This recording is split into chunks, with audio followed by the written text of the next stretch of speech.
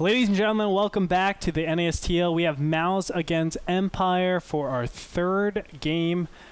This is day number 1 of week 3. I do want to mention you can check us out at youtube.com/NAStarLeague. That's where you can find all of the 1080p matches that happened before this. Of course, there are 8 more matches plus the Sunday show match series. Too much alliteration. The Sunday show match series, to which you can check it out there. Again, it's youtube.com/NAStarLeague. Let's go ahead and jump into the third game right now. That's where we can find Empire Cass against Mouz Mana. And we have a PvT. Thankfully, we have our specialist Grubby over here. That'll help us out. Yeah. All right, Andre. Cass versus Mana. It's one of the matches I love seeing. It makes me all jiggly inside. Cass, also known as the Destroyer of Worlds. It's not like he only destroys one world. Come on. He destroys many worlds. Plural. Forgot the S there. Cass, a macro player beast.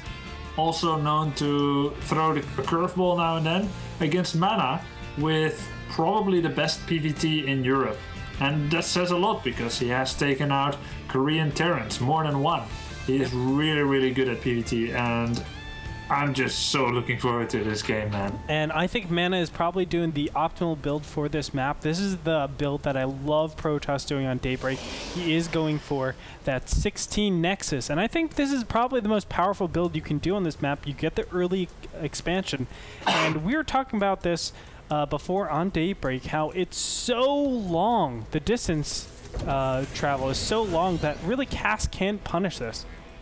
Yeah, we have talked about that before. There is actually a way to punish it, but I want to say mostly the way to punish it is if you were to have either a lucky guess or prior information that your opponent is going to do that. There are a couple of all-ins that you have to prepare before you know that your opponent is going for Nexus first. So not a reactive all-in, but a preemptive all-in.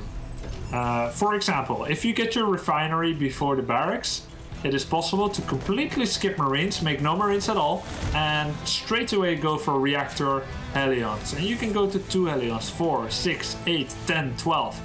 At first, Stalkers hold off Hellions pretty well. But when there's like 12 Stalkers against, I don't know, 3 Stalkers, did I say?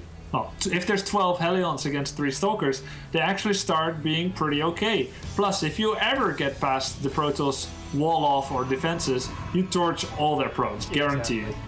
So this is a premeditated all-in, which Cass has not chosen to do. So in all other cases, in all the safe cases, in a sane world, in normal situations, this is a really good opening for Mana. And the way that he's done it is he gets a Zealot out right about now, which would be able to hold itself pretty well against the amount of Marines that Cass could have with a normal build on that side of the map, about 3 Marines, no problem for a Zealot. And now he can make 2 Stalkers at once. And he's going to make them, he's going to chrono boost to both of them. Yeah, as we see. And then he's going to have 1 Zealot and 2 Stalkers, and I've seen Mana play this before. He's going to be proactive with them, he's going to go onto the map. Not to kill the opponent, but because you don't want to take an economic build and then sit back, make probes, and be completely oblivious of how many gates you should be making, or if you should be going robo. He's going to go onto the map, he's going to probably poke, and then he'll get a good feel of the game. Yeah, a lot of times when you're witnessing this, I've seen variations where they just go immediately for Twilight Council. And with the Twilight Council, obviously it lets you get blink, and especially on a map like Daybreak where you have to be careful for those pesky drops, it allows you to deal with it a lot earlier, so you don't have to, go in and have all these units positioned to defend against, these drops that can occur in all these different places. It makes it a lot easier, and obviously you can punish your opponent more for taking out those medevacs. But for now, Cass, he's just going the very standard play. He's actually gone for double reactors on his barracks. What that does obviously gives him a much bigger army, but it delays his upgrades and his factory tech, which obviously goes to the starport, which goes to the medevacs. So he will have a little bit of trouble in that later stages, 10, 11, 12 minute mark, where normally they like to take map control. But for now, he will be able to apply a little bit of pressure if he so chooses to. Good point. Very good point there about the reactors. Very relevant to bring up. It could look normal to the amateur, to the normal eye, the naked eye, but that is a very important difference. Referencing in general, though, to the way CAS has decided to deal with this Nexus first. Personally, I am not a very big fan of the decision that he's made. Usually what you see is either a preemptive all-in against the Protoss Nexus first, or a reactive all-in, or we see a fast triple orbital by Terran, which Protoss can't counter in time because he decided to go for such an economic build. CAS has decided to play mostly kind of normal-ish, which gives Protoss an amazing economy. We've got 45 probes against 39 SCVs, which is not as bad as it could be, but that's because after he got a good economy, he got 3 gases really fast, he decided to be not, quite very crazy and be, continuously making probes. He wanted to be a bit more safe, went for 5 gates. Such things, such investments in infrastructure always make it so that you can't continually make probes. There'll be small cuts. But in return, he has been very safe. He started out with 2 sentries after the 2 stalkers. It's just everything has been beautifully lined up. And now he's getting the Colossus, the robotics bay. And I think that's going to serve him really well, especially since CAS went for quite a late starport. Colossus is going to be your go-to unit for defending this kind of attack. On the other hand, this hasn't been 100% standard by CAS. Like you said, he had the 2 reactors. So we have a large amount of Marines here. And by, in comparison, not too big of an army from Mana. We're looking at the 10-minute mark. He has only 1,600 army value, 2,100 army value coming in here from Terran, and he turns his stim on and a big 5 stars. And he's gonna shoot down all those zealots, no problem, I think. Ooh, I think actually engaging there is incorrect. He should just left, knowing that, hey, that's a really big army. You can see that CAS is just pushing forward, killing all the sentries. Is it gonna be enough, though? It looks like it is. But that's a big stim. If you stim twice right there, that's 44% of all the Marines' life that you just wasted. That's a pretty big percentage. So normally you can just wait, let them stim, force it off a little bit, and they won't continue on anymore. But he decided to actually trade all the sentries, and he lost a lot from that. So Mana still dealt with that pretty nicely. He's going to have his first Colossus out on the field. But this mobile army from CAS, this is going to be a big problem. Yeah, it's just like you said, the way he used the sentries, it was very confrontational for the both of them. Mana is now with the Colossus, however, so that's going to be pretty good for him. And CAS wisely retreats. That's a good decision. Did have to stim his whole army to make it good his escape. Just finished his own 3rd. Mana is ahead in that, but is lower on probes. He's actually at 57 against 60, which shows how diligent CAS has been on that SCV production. And we're looking at a pretty equal game here, and that just shows how equal they are to the task, equal they are to each other. I'm loving the game so far. Yeah, me too. Now a huge force is coming over here to the mid-right-hand position. Looks like units are in place. Of course, CAS does not want to be going on top of Colossus. That's like the death, especially when you go double reactor. Your martyr count is so tiny. You don't want to be doing things like that. But a big Doom drop was loaded right above the Observer. Did Mana actually see it? I think he did, because they're going right into Stalkers. Nice reaction by Mana. And nice reaction by CAS. Didn't deploy on default and just fly into... He's gonna go again, though. No, God. Stalker. Oh! Loses the medevac. Medevac? Medevac. Very French. Bonjour, monsieur. But yeah, he flew them into where he knew there were stalkers. That was sloppy. Yeah. In the meantime, Mana has gone for a double forge. It's right about the right time for that. He's also making a Twilight, a little bit late, so he has chosen to rely mostly on his superior army positioning and anticipation, not relying on blink or feedback to take out medivacs. He has been correct. I want to say lucky, but we shouldn't attribute everything to luck. He has been correct with his Stalker positioning, thwarted Cass there, took down the Medivac, and that made Cass more adverse to the idea of continuing to drop. Because, by all means, if a Doom drop now came into Mana's main, he'll lose a lot. Yes. But that's not actually happening. It's more the psychology of like losing a full Medivac and then becoming adverse to the idea that is now protecting Mana's main base. Because, in fact, he's got his whole army down there, and that is actually a little bit risky for drops. Does, however, have the Observer here and there, some vision, so... Well, losing a little bit. Losing the units also says like, oh, okay, well, my main army might be under attack, and now because I lost, let's say, what was it, 10 supply for one medevac, 10 supply, he can put 5 stalkers back there, and now we have equal forces. So I do have to back up a little bit. I do have to play a little bit more passive, and after this, I mean, Mana is playing this absolutely correct, retaking map control and getting the double upgrades. I do foresee, yep, there it is, High Templars under production. Storm is already there, or already being researched, and he's getting his +2/2. And, you know, we said this before, a 2/2 timing hit should be coming up pretty soon. I like the Colossus number, and this is just going to be a nice overall mix of High Templars, Colossus, and a lot of gateway units. Yeah, we have just 1 starport. He's sitting at about 7 Vikings with 2 more coming. Not quite enough to definitively take out 4 Colossus before they do some kinds of critical damage.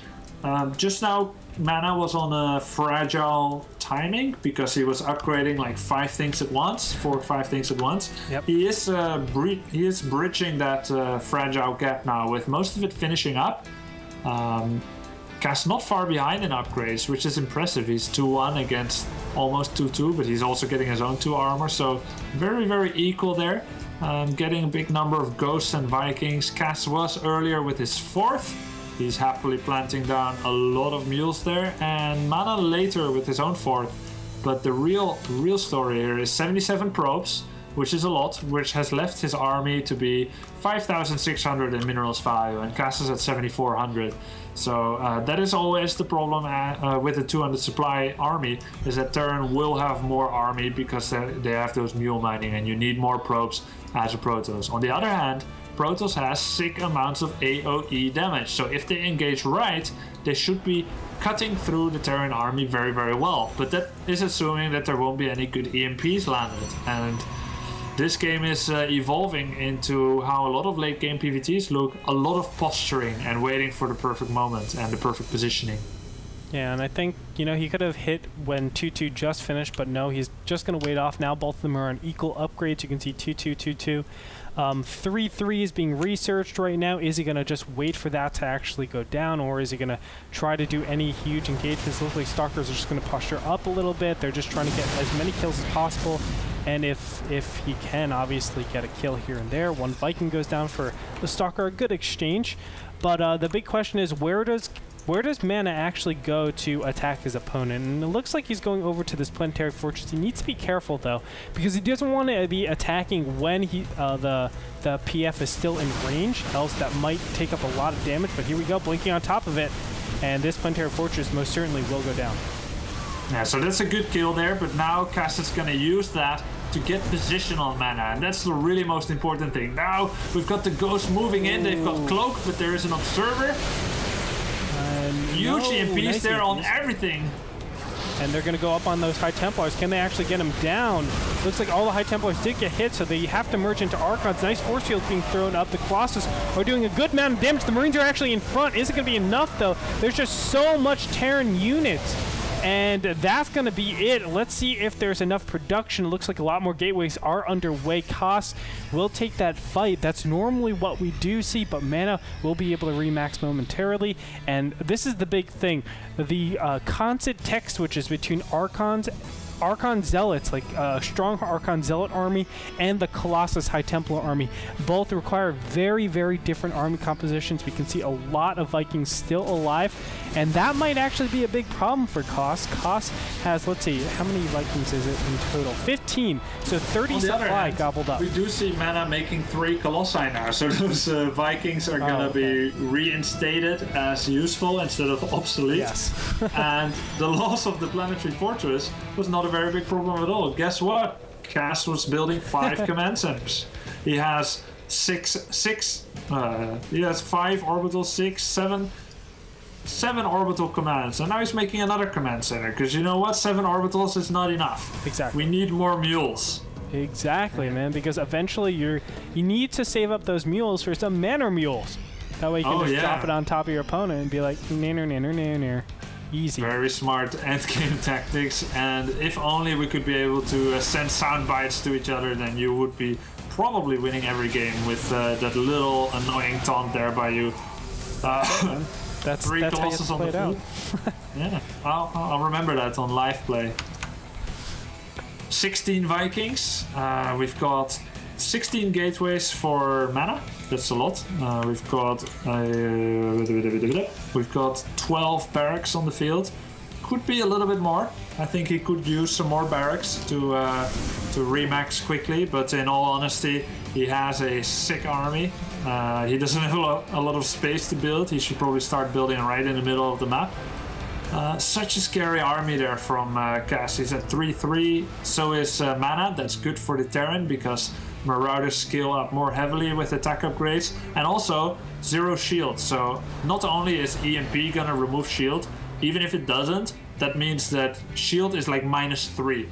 If you assume that 3-3 on both sides is like a reset, Mana shield takes like 3 damage more. So until Mana equalizes with shield upgrades, which he's choosing not to do even though he has a huge surplus of resources, because he's like, hey, I'm gonna get EP'd anyway. Still, I think it's worth it, but he is choosing not to invest in it yet. And until he gets that, he's behind on shield upgrades. Anyway, both 5 bases now and loads of money. Yeah, and it's going to really be all up to, I think, Mana actually to bring the action onto his opponent. Looks like he is posturing up here. He needs to be very careful. And this is exactly what he needs. He needs these pylons near his army. That way he can actually start to attack with not just a 200-200 army, but like a 230 army, you know? And that way he has the extra zealots just swarming in right after the battle. Yeah, I think it's very frustrating for a Terran player to see like 20 zealots warping in at once and then reinstating the meat shield, the buffer zone there for all those stalkers and colossi to get away with their lives. Very important there. Could also try to use a war prism, but usually they got shot out of the air. He would have to hold it back a little bit. And of course it takes up supply, whereas pylons do not. Now, very good for Terran, for Caster to take aggressive bases towards the enemy, because you can make it into a planetary and it actually becomes a form of zone control. Planetaries are very notorious and good at doing that, and more Cass is switching to a very high number of ghosts, even giving away some SCVs. He's at 56 SCVs right now, which I still think is too much. Hold the press there, big fight coming in, EMP on everything, Storm also on everything. A lot of Vikings going down, but oh, beautiful Storm there. A lot of Vikings going down, but he needs to take down all of them. Ghost now moving in. There is detection thanks to the cannon, but observers get taken down due to scan and Viking fire. The real big weakness here in the Terran army is that Vikings do not have regeneration. They cannot be healed by Medivac, so getting storms from them is crucial. And ideally, you would want to do that before you bring your Colossus into the battle. That would be perfect, if that were at all possible. And look at this. We actually see that he's remaxing with mainly Zealots and Archons this time around. He's not actually going for too many Colossus, where his opponent is going for a lot more Vikings. Again, we see this. But, you know, as we were talking about before, you mentioned it, the SCVs were being traded, and that helps out the Terran quite a bit. So they have more supply to actually work with. I guess he's just putting that into the Vikings as one command center gets picked off. Nothing much else, but we'll see with this next engagement. I mean, that's going to be it. Mana really needs to start getting more cost-efficient battles because that third will be mining out pretty soon, and when that happens, you know, he's sitting on a very, very small amount of bases. Yeah, and then he will have a limited army. Yep. Okay, big fight coming in here again. Our Storm's gonna get off. No, they don't yet. EMPs do have a bigger range than the relevant Storm guys, the High Templar guys. So Cass is just spamming that EMP all over, trying to hit that before the High Templar even gets somewhere. And then the High Templar, if he wants to Storm, will walk right into it. So many ghosts now, and I feel Mana is somehow lacking the chance to do some kind of finishing moves here, man. You know, it's because Mana's all the way up in 80 probes right now. Yeah, too many probably. 53. It's way too many. Way too many. Especially, look at how many bases he is. Effectively like 2.5 bases. It's not that much. He shouldn't be having 80. Oh, these probes might take out this sensor tower. Yeah, oh my god. Get it? Because of the building armor. Oh, the building armor, yes! Building armor! So those probes do 3 damage. We should see a mule landing here to repair it. Sensor tower is still alive and it's burning down. Is it gonna get rescued or not? This is so exciting. Oh my god! Oh! It gets repaired. No. Wow. Now I feel like I wasted my voice on that. I know. And do you feel cheated? That's all the excitement. That's... No, I don't. No, it's cool. Oh, it's cool. Okay, it's okay. And 2 more robotics. We saw Mana casually throw away 20 probes like there were so many useless props. And 5 robo will be nice for instant reinforcements of Colossi. I wonder if he should be making maybe some Immortals. Does Colossi get countered quite hard by the Vikings? Look at Gus, he's always getting about 16 Vikings. It seems to be like that's the amount of Vikings that he wants to have. Yeah, well, Mana has really overdone it, I think. But the big thing now, Mana does have a really nice composition that actually counters Vikings very efficiently. And when you counter Vikings like that, that makes your army composition so much better against those well, empowering your Colossus, I should say. It empowers your Colossus so much. This is a really, really nice transition. You can see that this, what is this? This 5th base gets cleaned up. He still has another base in the bottom middle, but we might see this engagement happen right now, and this will work out, I think, really, really well. But it's all going to come down to how well he can eliminate those Vikings. No, I think you're very right. He stopped making mostly Zealots because they actually get countered quite hard by EMP and the Ghost damage type. They also always run ahead of the army without having all the backup there because they're just so much faster. So, like you, I'm liking the fact that he mostly switched to Stalkers. Well, although they are not the biggest hero in direct fights, they are very good at dealing with a Ghost Viking army. Uh-oh. And here we go. The EMPs are going to go off. And look at those Colossus. They're fighting so hard, but they weren't actually able to High Templar storm those Vikings, so that might be a problem. The Colossus count is just dwindling so fast. Look at that. The Vikings don't even care. They're just going to take everything out. Every Colossus goes down. Still there's Vikings left over. The Stalkers are not good alone, and they're going to be taken out. So Mana will take a decisive loss in this battle, and that'll put Cass in a very, very gigantic advantage, but we'll see. 5 Colossus in queue right now, and there's a ton of Zealots out. So maybe Mana might be able to do something with this, but he needs to do it fast. 3 Planetary Fortress in that bottom middle position. Oh, that's very well fortified. I wanted to say most of the ghosts died there, but he already has 9 again. Nice position there for Mana on this. Can he take down 3 planetaries? This is like a Mario bonus level. Get as much power-ups as you can before the game is over. He's taking down 1 planetary, taking down 2, but not the one that matters yet. Losing so many Zealots to planetary fortresses. Does get very nice storms there, blanketing the left side to get defenses, and now he took down the planetary. Pretty good. Lost a ton of Zealots though. Probably lost about 20 Zealots and always High Templar. Yeah, if still. You look at the units lost tab, you can see a very big difference. 6,600, well, 590 difference in terms of just sheer resources lost. Of course, favoring Koss. Koss has had very efficient battles. But, you know, Mana does need economy, and he needs it badly. That's why he needs to fight all in. really the rest of the game is all going to be down to these two expansions in the middle. It's going to be constantly denying and taking them for both these players. But like so many Colossus got back, right? He's now got like 5 Colossus, 2 more coming up. They're both actually running rather low on money. Zealot's now being thrown away. Stalker's shooting down a lot of Vikings. Nice storms there on everything. Protoss army dying quite hard though. Nice arc there for Cass. And that was not very good for Mana, and he can't reinforce back to 200 very easily. No, he can, and look at this, the Nexus in the bottom middle is going to go down as well. Meanwhile, Koss has already taken a planetary fortress in that top middle, so he's been very, very diligent at making sure that he has all of his expansions going up. Koss, he's just, I think, playing it really, really well, but both of them, look at how low their economy is right now. And a huge... Okay, take a look at the income for Cass. He just landed 12 mules. 12 mules. And that's the nice thing about having all those orbitals. He goes straight from like 1 or a half-ish kind of base to the economy, which is equal to a 3-base economy. just on 1 base. Yeah, 3 base, that is absolutely sick. And look at this, another 2 command centers going over here. They're going to merge into planetary fortresses. I love this by Koss. He's playing this so well. And meanwhile, we're just seeing a massed Archon, High Templar, Colossus, Zealot army.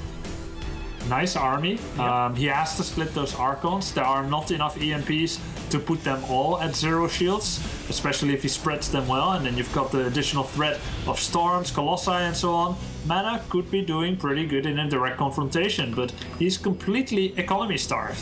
He has to somehow not let Cass have those bases for very long at all, those top and bottom bases, but very hard to run into that defensive position from Cass. What a game between these two so far. Mana's time is running out though. Yeah, and if I was Cass, I would just not even worry about my bases. I know they're going to be very cost efficient. Look at that. There's the big engagement onto this top middle, but look at how many minerals are left in this because of those 12 mules. It's like, all right, go ahead and take it. I've already mined everything I needed to. I can just defend against this bottom middle, and overall, I will have the advantage because I've mined more minerals. I have more minerals to actually work with. Whereas, of course, Mana doesn't have the capabilities of really doing anything more. Income tab showing 57 to 30 harvesters. It just shows that the army supply is leaning more towards Koss. And here we go. We might have the final engagement right here. EMPs have not yet gone down. There they finally go. The Colossus are getting fired upon. There's the High Templar Storms being used upon those Vikings. Nice storms go off, but oh, he storms on top of his own units. Can't let that happen. 2 good storms followed by a really bad one. Yeah, and now finally pushing forward, just picking off those High Templars, so important. And now, I mean, what does Mana do? He's looking at really no income anymore, completely mined out to, you know, Koss, who's banking. Looks like 2,000 minerals, 4,000 gas, looking so good. Yeah, and note that Cass has had 4 nukes for a very long time in this game, but never was able to or willing to use them, or it wasn't necessary. Last big fight probably going on. Mana has no resources. He has to win this fight definitively. And also, Marauders left. All the ghosts died there, but Mana's army is dwindling. Exactly. There's just too much in this force, and everything goes down. The remaining Archons will die. Mana has nothing left. And this is going to be it as the last remaining probes are trying to get out of there to mine something for dear life. But that's it. GG comes out, and Mana will fall.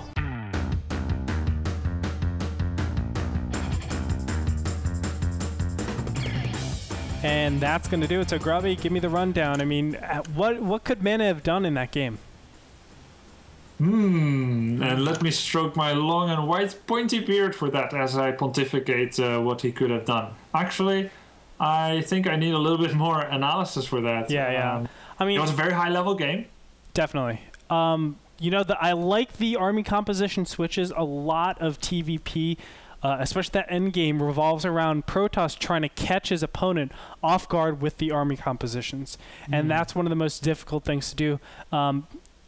You said it before in the cast that, you know, even Koss didn't use the nukes.